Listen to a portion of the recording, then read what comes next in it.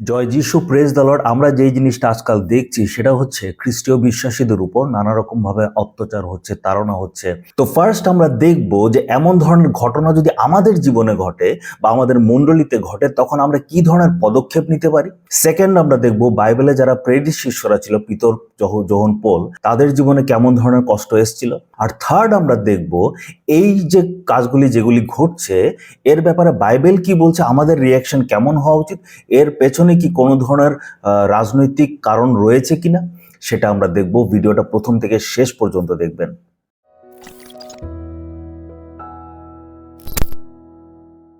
তো welcome back আমাদের চ্যানেলে, আপনাদেরকে আবারও স্বাগত জানাচ্ছি। এখন আজকে যে টপিকটা নিয়ে আমরা ডিসকাস করছি সেই টপিকটা হচ্ছে খ্রিস্টীয় বিশ্বাসীদের উপর যে তাড়না হচ্ছে।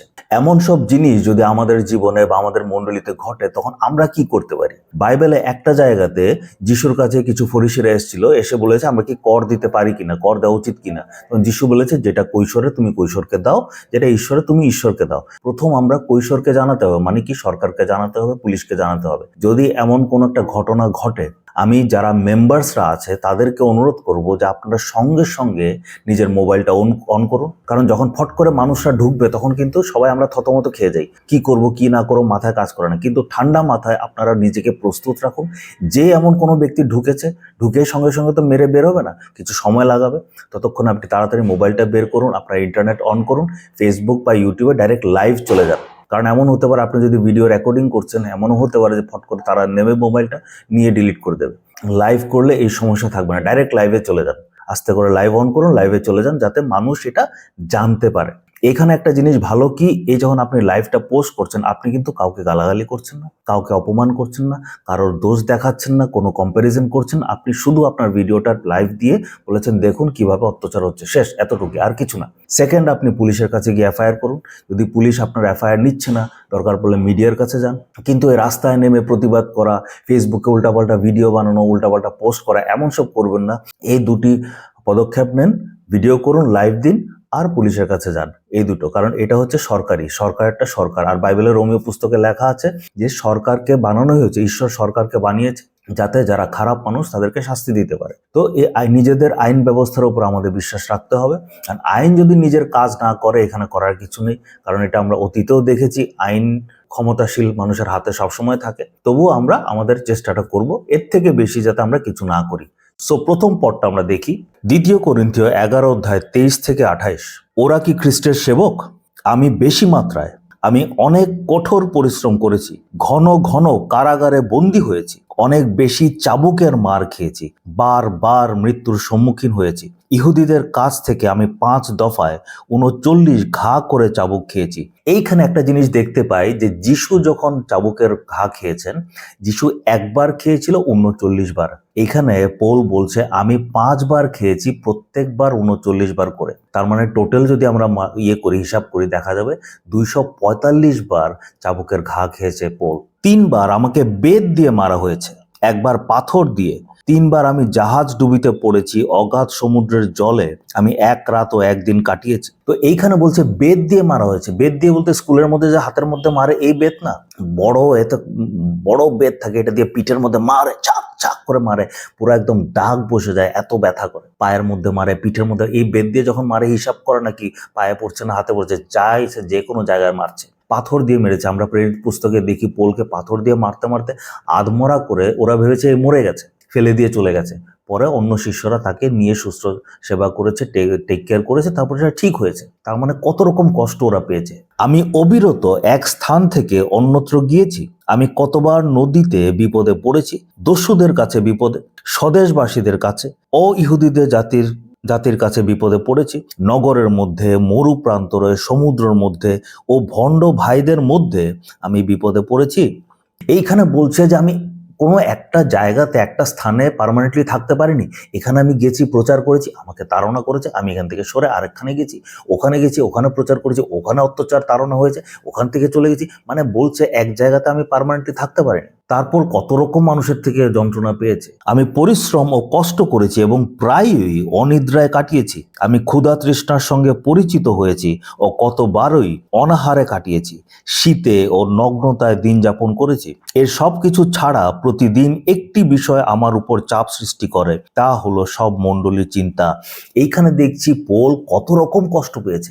আমি সবগুলিতে এক্সপ্লেন করছি না, আপনারা নিশ্চয় শুনেছেন। ক্ষুধার্ত, তৃষ্ণার্ত, রাত্রে ঘুমাতে পারেনি, অনিদ্রায় দিন কাটিয়েছে, খাওয়া ছাড়া দিন কাটিয়েছে, কত কষ্ট যন্ত্রণা, শীত, গরম, নগ্নতা, মানে কাপড় ছিল না, এমন টাইপের অবস্থা। সারা রাত সমুদ্রের মধ্যে ভেসে ভেসে কাটাচ্ছে, একদিন এক রাত কাটিয়েছে। এই মরুবনান্তরে কষ্ট, শহরে কষ্ট, গ্রামে কষ্ট, অবিশ্বাসীদের তরফ থেকে কষ্ট, অজিহুদীদের কাছ থেকে কষ্ট, ভণ্ড ভাইদের কাছ থেকে কষ্ট। কিন্তু এরপরেও বলছে এই সব কিছুর মধ্যে আমার মাথার মধ্যে চিন্তা ছিল মণ্ডলীটাকে কিভাবে ডেভেলপ করা যায়। আজকে আমরা ভাই আর বোনেরা এই যে যন্ত্রণা হচ্ছে, অত্যাচার হচ্ছে, তাড়না হচ্ছে, এইগুলির সামনে পোল তারা যা সহ্য করেছে, এর সামনে আমাদের কোনো কিছুই হয়নি। 5% কি বলবো আমি, 2%ও হয়নি। এখন যদি পোল যদি ভাবতো ও আমাকে অত্যাচার করেছে, আমাকে অত্যাচার করে, চলো এর প্রতিবাদ করতে হবে, এইসব যদি পোল ভাবতো তাহলে মিনিস্ট্রি করতে পারতো না। পোল কি বলেছে, এই সবের মধ্যেও আমার মাথায় চাপ একটা ছিল, মণ্ডলীকে কিভাবে ডেভেলপ করা যায়। চলুন আমরা পরের পথ যাই। 1 করিন্থীয় 4:9। কিন্তু আমার মনে হয় শোভাযাত্রার শেষে বদ্ধভূমিতে মৃত্যুদণ্ড পাওয়া ব্যক্তিদের মতো ঈশ্বর আমাদের অর্থাৎ প্রেরিত শিষ্যদের দর্শনীয় বস্তু রূপে প্রদর্শন করেছেন। আমরা সমস্ত বিশ্ব, স্বর্গদূত ও সেই সঙ্গে সব মানুষের কাছে উপহাসের পাত্র হয়েছি।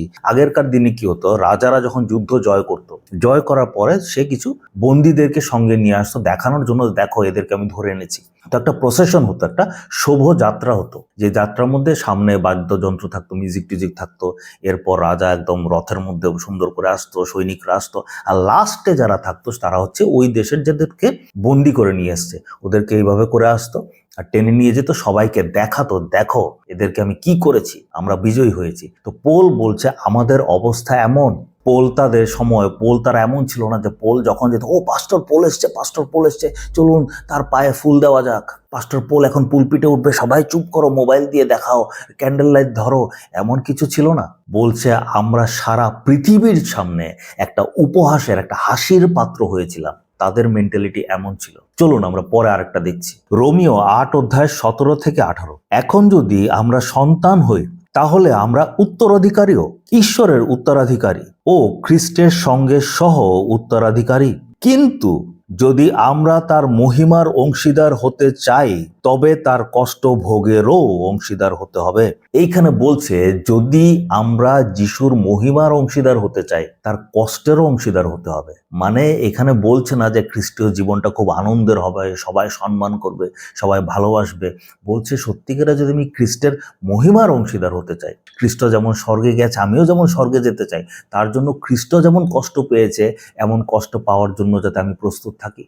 চলুন তার পরের পথটা দেখছি। আমি এরকম মনে করি যে আমাদের মধ্যে যে মহিমার প্রকাশ ঘটবে আমাদের বর্তমান কালের কষ্টভোগের সঙ্গে তার কোনো তুলনা হতে পারে না। পোল তাদের জীবন কত রকম তাড়না এসছে আমরা একটু আগে দেখলাম। পোল বলছে এই যে এত অত্যাচার তাড়না এসছে, এটা এই যে ভবিষ্যতে যে মহিমা আছে তার সামনে কিছুই না, এটা কিচ্ছুই না। আর আপনি আর আমি তো এমন তাড়না পাইনি। এখন আমাদেরকে কষ্ট দেওয়া হচ্ছে, কিন্তু ভবিষ্যতে যে মহিমা আমরা পাবো সেটা অনেক অনেক অনেক কোটি কোটি গুণ বেশি হবে, কোটি কোটি গুণ সুন্দর হবে। চলুন আমরা পরে দেখছি।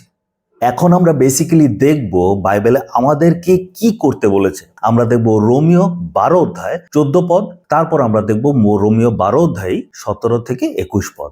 যারা তোমাদের নির্যাতন করে তাদের আশীর্বাদ করো, অভিশাপ দিও না। বলছে যারা তোমাদেরকে কষ্ট দিচ্ছে তাদেরকে আশীর্বাদ করো। তার মানে আশীর্বাদটাকে বলছে। তো আমরা এটা করা উচিত। আমরা রাগারাগি অভিশাপ, তুই আমাকে করেছিস আমিও তোকে করবো, এইভাবে না, আমরা তাদেরকে আশীর্বাদ দিতে হবে। চলুন পরে পড়ি। মন্দের পরিশোধে কারো মন্দ করো না, সকলের দৃষ্টিতে যা ন্যায়সঙ্গত তা করতে যত্নবান হও।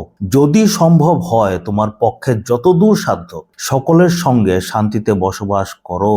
এখানে বলছে যতদূর সম্ভব শান্তিতে থাকার চেষ্টা করো। হ্যাঁ, এখন আমার বাড়িতে যদি গুন্ডা লাঠি টাঠি নিয়ে ঢুকে যায় আর আমাকে আমাকে মারার চেষ্টা করে, আমার পরিবারকে আঘাত করার চেষ্টা করে, নিশ্চয় আমি তাদেরকে ধাক্কা দেব। কিন্তু বলছে যতদূর সম্ভব শান্তিতে থাকো। কি দরকার আমার অযথা ফেসবুকে পোস্ট করার? কি দরকার অযথা ভিডিও বানিয়ে তাদেরকে আরো উস্কিয়ে দেওয়া? কি দরকার কমেন্ট করে অযথা নিজের জীবনে নিজের সমস্যা ডেকে আনা? ও এইভাবে বলেছে, আমিও এইগুলো করবো। এমন ধরনের মানসিকতা যদি থাকে, আপনি নিজের জীবনে বিপদ ডেকে আনছেন। কিছু লাভ হবে না। কিন্তু এমন না যে আপনার পোস্ট দেখে অনেক মানুষ বলছে, অবিশ্বাসের বলছে, ঠিকই দাদা, ঠিকই দিদি, ঠিকই বোন, ঠিকই ভাই, ঠিকই পাস্টর, ঠিকই বিশপ, ঠিকই রেভারেন্ড, আপনি যা বলছেন সঠিক কথা বলেছেন, আমরা ভুল পথে আছি, এখন আমরা ঠিক হয়ে যাব। এটা কিচ্ছু হবে না। আপনি যদি ভালো করে নিজের পোস্টগুলি, ফেসবুকের পোস্ট হতে পারে, কমেন্ট হতে পারে, ভিডিও হতে পারে, অডিও, যেতেই আপনি দিয়ে থাকেন, দেখবেন এর নিচে খ্রিস্ট বিশ্বাসীরাই শুধু আমেন হালেলুয়া দেবে। আর যারা খ্রিস্ট বিশ্বাসী নয় তারা কিন্তু আপনাকে এই গালাগালি দেবে। তাহলে কি লাভ হচ্ছে? চলুন পরেরটা দেখছি। হে আমার প্রিয় বন্ধুগণ, তোমরা প্রতিশোধ নিও না, কিন্তু ঈশ্বরের ক্রোধের জন্য স্থান ছেড়ে দাও, কারণ এই কথা লেখা আছে, প্রতিশোধ নেওয়া আমারই কাজ, আমি প্রতিফল দেব, এ কথা প্রভু বলেন। এখানে বলছে যে তুমি প্রতিশোধ নেওয়ার দরকার নেই, তোমার প্রতিবাদ করার দরকার নেই। যা করবেন ঈশ্বর করবেন। ঈশ্বরের উপর বিশ্বাস করুন, ঈশ্বরের জন্য স্থান ছেড়ে দিন, উনি করবেন। আর যখন ঈশ্বর বিচার করবেন, শাস্তি দেবেন, তখন তো ডেঞ্জার অবস্থা হয়ে যাবে। চলুন পরেরটা পড়ছি। বরং তোমার শত্রু যদি ক্ষুধার্ত হয় তাকে খেতে দাও, যদি সে তৃষ্ণার্ত হয় তাকে পান করার কিছু দাও। এরকম করলে তুমি তার মাথায় জ্বলন্ত কয়লার স্তূপ চাপিয়ে দেবে। তুমি মন্দের দ্বারা পরাজিত হয়েও না, বরং উত্তমের দ্বারা মন্দকে পরাস্ত করো। আপনার সাথে মন্দ করছে, আপনিও যদি ঘুরিয়ে মন্দ করেন, আপনাকে গালি দিচ্ছে, আপনিও যদি ঘুরিয়ে গালি দেন, আপনাকে অপমান করছে, আপনিও যদি অপমান করেন, তার মানে আপনি মন্দর দ্বারা পরাস্ত হয়ে গেছেন। অপমান করা, গালি দেওয়া, এগুলো তো পাপ না? তো আরেকজন যদি আপনাকে উস্কিয়ে আপনাকে পাপে ফেলছে, তার মানে তো আপনি পরাস্ত হয়ে গেছেন। তারপর বলছে আপনি যদি শত্রুর জন্য ভালো করেন, সেটা তাদের মাথায় জ্বলন্ত কয়লা দেওয়ার মতো। এই যে জিনিসগুলি ঘটছে, খ্রিস্টানদের উপর তাড়না হচ্ছে, এটা কি এত ইজিলি হচ্ছে? এখানে রাজনৈতিক চাল নেই। তারা আপনাকে খোঁচাচ্ছে, খ্রিস্টীয় বিশ্বাসীদেরকে খোঁচাচ্ছে নানা জায়গা থেকে, এদিক থেকে এদিক থেকে খোঁচাচ্ছে। যখন খ্রিস্টীয় বিশ্বাসীরা উত্তেজিত হয়ে বলবে এই করে আন্দোলন করবে, এই করবে, সে গালাগালি করবে, তখন বলে দেখো দেখো, দেখেছো দেখেছো, খ্রিস্টানরা খুব ভালো দেখায়, হ্যাঁ খুব ভালো দেখায়, যিশুর প্রেম প্রেম, এই তাদের প্রেম, দেখো গালাগালি করছে। তার মানে কি? আপনাকে খোঁচা দেবে। খোঁচা দিতে দিতে দিতে আপনি যখন উত্তেজিত হয়ে যাবেন, তখন ভাই দেখো দেখো দেখো কি করছে। এটা হচ্ছে চাল, যাতে দেশের মধ্যে একটা দাঙ্গা তৈরি করা যায়। আর এই দাঙ্গার মধ্যে যে আগুন হবে, সেটার উপরে রাজনৈতিক নেতারা হাত তাদের সেঁকবে। আপনি সেই তাদের ফাঁদে পা দেবেন না। আপনি শান্তিতে থাকুন, শত্রুকে প্রেম করুন, যারা আপনাকে আঘাত করছে তাদের জন্য প্রার্থনা করুন, তাদেরকে আশীর্বাদ করুন। মন্দ দ্বারা আপনি পরাস্ত হবেন না। চলুন আমরা পরের পদে দেখি। মন্দের প্রতিশোধে মন্দ বা অপমানের প্রতিশোধে অপমান করো না, বরং আশীর্বাদ করো, কারণ এর জন্যই তোমাদের আহ্বান করা হয়েছে, যেন তোমরা আশীর্বাদের অধিকারী হতে পারো। বলছে আমাদেরকে আহ্বান কেন করা হয়েছে? যাতে আমরা আশীর্বাদ পেতে পারি। কিভাবে আশীর্বাদ পাবো? যদি আমরা যারা আমাদেরকে অপমান করছে তাদেরকে যদি অপমান না করি, উল্টা আশীর্বাদ করি। আমাদেরকে ডাকা হয়েছে যাতে আমরা শত্রুদেরকে প্রেম করতে পারি। কেউ যদি গালি দেয়, তার বিনিময়ে আমরা তার সাথে ভালো কথা বলবো। কেউ যদি অপমান করে, তার বিনিময়ে তার জন্য প্রার্থনা করব। এর জন্য আমাদেরকে আহ্বান করা হয়েছে, যুদ্ধ করার জন্য না, ঝগড়া করার জন্য না, প্রতিবাদ করার জন্য না, যিশুর জন্য লড়াই করার জন্য না। চলুন পরের পদ পড়ছি। মথি 10 অধ্যায় 14 থেকে 15। কেউ যদি তোমাদের স্বাগত না জানায় বা তোমাদের কথা না শুনে সেই বাড়ি বা নগর ত্যাগ করার সময় তোমাদের পায়ের ধুলো ঝেড়ে ফেলে, আমি তোমাদের সত্যি বলছি, বিচারের দিনে সদম ও গমোরার দশা বরং সেই নগরের চেয়ে বেশি সহনীয় হবে। এখানে বলছে যদি তোমাকে কেউ গ্রহণ করছে না, তোমাকে অপমান করছে, তোমাকে গালাগালি করছে, বাধ্য ধুলা ঝেড়ে ফেলে দাও। মানে যা ইচ্ছা হয়ে যা, হয়েছে হয়েছে, বাদ দাও, ভুল যাও, বিচার ঈশ্বর করবেন। চলুন পরেরটা পড়ছি। প্রেরিত 13 অধ্যায়ে 49 থেকে 52। প্রভুর বাক্য সেই সমস্ত অঞ্চল জুড়ে ছড়িয়ে পড়ল, কিন্তু ইহুদিরা সম্ভ্রান্ত ঘরের ঈশ্বর ভয়শীল মহিলাদের ও নগরের নেতৃস্থানীয় লোকদের উত্তেজিত করে তুলল। তারা পৌল ও বার্নাবার প্রতি নির্যাতন করা শুরু করলো এবং তাদের এলাকা থেকে তাদের বের করে দিল। তারা তখন তাদের বিরুদ্ধে প্রতিবাদ স্বরূপ তাদের পায়ের ধুলো ঝেড়ে ইকোনিয়াতে চলে গেলেন, আর শিষ্যরা আনন্দে ও পবিত্র আত্মায় পূর্ণ হয়ে উঠল। এইখানে দেখছি তারা প্রচার করছে, অনেক মানুষের জীবন পরিবর্তন হচ্ছে। এটা দেখে মানুষ তাদেরকে, কিছু কিছু মানুষ তাদেরকে তাড়না, নির্যাতন করা শুরু করে দিল। ঝেড়ে দিল, ঝেড়ে বললো এখানে আর থাকবো না, আমরা অন্যখানে চলে যাব। তো একই মেন্টালিটি আমাদের হওয়া উচিত। কে কি বলেছে যদি মাথায় নিয়ে বসে থাকি আমরা শান্তিতে থাকবো না। এখানে কি বলছে 52 পদে? আর শিষ্যরা আনন্দে ও পবিত্র আত্মায় পূর্ণ হয়ে উঠলো। এখানে বলছে শিষ্যরা আনন্দে আর পবিত্র আত্মায় পূর্ণ হয়ে উঠলো। যা ইচ্ছা করেছো করেছো, শেষ, আমি আরেক জায়গায় চলে যাব, আমি চার্চের সাথে আনন্দ করব, পবিত্র আত্মা আনন্দ করব, ঈশ্বরের প্রশংসা করব, আমি আনন্দ থাকবো, এইগুলি নিয়ে টেনশন নিয়ে বসে থাকবো না। এই জন্য আমাদেরকে বলা হয়েছে ধুলোটা ঝেড়ে ফেলে দাও, যা হয়েছে হয়েছে, বাদ দাও, তুমি তোমার কাজ করো। যোহন 18 অধ্যায় 36 পদ। যিশু বললেন, আমার রাজ্য এ জগতের নয়। তা যদি হতো, ইহুদিদের দ্বারা আমার গ্রেপ্তার আটকানোর জন্য আমার অনুচররা প্রাণপণ সংগ্রাম করত, কিন্তু আমার রাজ্য তো এখানকার নয়। বলছে আমার রাজ্য যদি এখানকার হতো, আমার শিষ্যরা তো যুদ্ধ করতো, মারামারি করতো, আমাকে বাঁচানোর চেষ্টা করতো। তো আজকে আমরা যারা নিজেদেরকে, নিজেদের ধর্ম যেটাকে বলি খ্রিস্টীয় ধর্ম, খ্রিস্টীয় বিশ্বাসকে বাঁচানোর চেষ্টা করছি, আমরা ভাবছি এটা এখানেই শেষ। এটা এখানে শেষ না, আমাদের রাজ্য এটা না, এখানের জন্য লড়াই করার কোনো দরকার নেই। যা হবে হবে, কি হবে, বেশি থেকে বেশি আপনাকে মারবে, আমাকে মারবে, হত্যা করে দেবে, তারপরে তো আমাদের জন্য স্বর্গ রয়েছে। তো সেটার জন্য আমরা ফোকাস করি। এখানে অযথা ঝগড়াঝাটি করে, অশান্তি করে কোনো লাভ নেই। এখানে আমরা থাকবো না, আমাদের রাজ্য হচ্ছে উপরে। চলুন নেক্সট পদ পড়ি। মথি 5 অধ্যায় 10 থেকে 12। ধন্য তারা যারা ধার্মিকতার কারণে তাড়িত, কারণ স্বর্গরাজ্য তাদেরই। ধন্য তোমরা যখন লোকে আমার জন্য তোমাদের অপমান করে, নির্যাতন করে ও মিথ্যে অভিযোগ তোমাদের বিরুদ্ধে সর্বপ্রকার মন্দ কথা বলে। উল্লাসিত হয়েও আনন্দ করো, কারণ স্বর্গে তোমাদের পুরস্কার প্রচুর, কারণ পূর্বে ভাববাদীদেরও তারা একই উপায়ে নির্যাতন করত।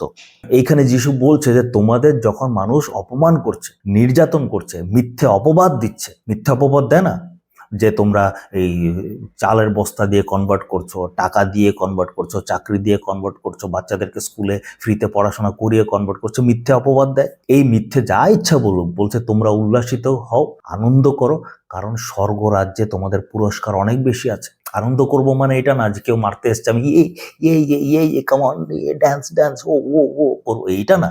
আমরা যাতে আনন্দ বলতে কি, মনের মধ্যে আনন্দ থাকবে, মনের মধ্যে একটা উল্লাস করবো যে হ্যাঁ, যিশুর কষ্টের অংশীদারও আমি এখন হতে পারছি, এটা আমার জন্য একটা ভালো বিষয়। জয় যিশু, প্রেজ দ্য লর্ড। রাগারাগি করবেন না, আনন্দে থাকুন, উল্লাস করুন, বিন্দাস, বাদ দিন, যা ইচ্ছা হয়েছে হয়েছে, আপনি আপনার চার্চে ফোকাস করুন। যিশুর আশীর্বাদ আপনার জন্য আছে, পুরস্কার অপেক্ষা করছে, মহিমা অপেক্ষা করছে, কত সুন্দর স্বর্গ আপনার জন্য অপেক্ষা করছে। কি এই পৃথিবীর এই জঞ্জাল নিয়ে চিন্তা করছেন, টেনশন করছেন, ওটার দিকে ফোকাস করুন। আমেন।